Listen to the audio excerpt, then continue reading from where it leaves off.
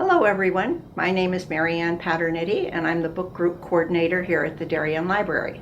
I'm back today with Jen Dayton, who heads up our collection development, and every month or so we bring you a special video, 5 Minutes with Jen. Today she's going to suggest some books that are not out yet, those that have just come out, and a special new feature which will illustrate our favorite book that no book group is reading right now. So let me turn things over to Jen. Hi Marianne. Hi everybody. Nice to be back with you all again. We've got some things that are here, some things for the future, and we're going to start with something that's here. Jennifer Egan's A Window Opens. I am totally charmed by this book. It involves a young woman who's married with children, whose husband loses his way, loses his job, and she's forced to go back to work full-time for a corporation that is an awful lot like Amazon. She ends up working for a horrible boss. Her husband, things are spiraling out of control. Her dad's dying from cancer, and yet she never loses her sense of humor, never loses her humanity. I've come to think of this as sort of a older woman's Bridget Jones. You fall in love with the main character and her family, and you can't help but root for her. This is out now, and it's available as a book in a bag. Your group could be the first to read it. Actually, it's just come in. Totally charming, really. If your group's looking for a lighter read, you could not do better than that. We also have a book that we're really excited about here in the library. It's coming out in December. Those who have read the advanced reader copy are totally in love with it. Swans of Fifth Avenue by Melanie Benjamin. Melanie takes a look at the lives of Truman Capote's swans, Slim Keith, CZ Guest, and most especially Babe Paley. I think this is going to be wonderful for book groups. There's a lot to discuss in here. What is friendship? What is female friendship? What does betrayal look like? When you become friends with somebody who writes for a living, is everything off limits? Is everything fair game? I loved this. This is for people that are missing Mad Men desperately like I was.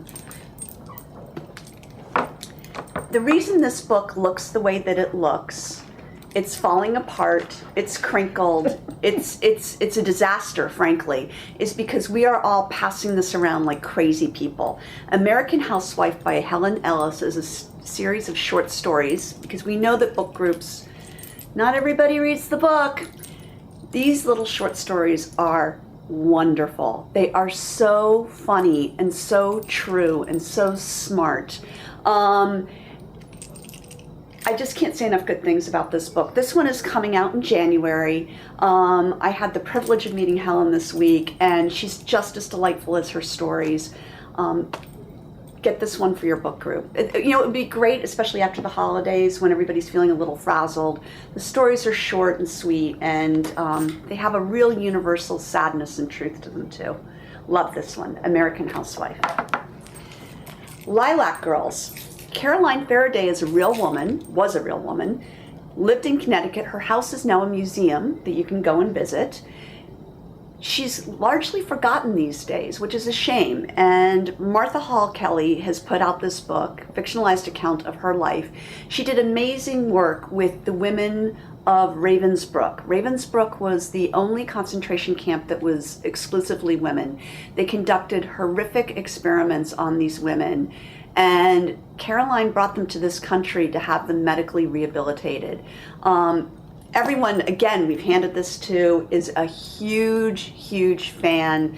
There's a lot of great stuff here for your book group. Of course, this one comes out when the Lilacs do in April.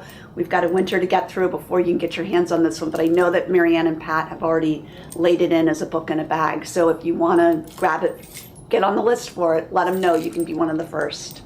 Highly anticipated book. I think book groups really will love it. Yes, I do too. And our final book is the best book your book group isn't reading, which is The Undertaker's Daughter.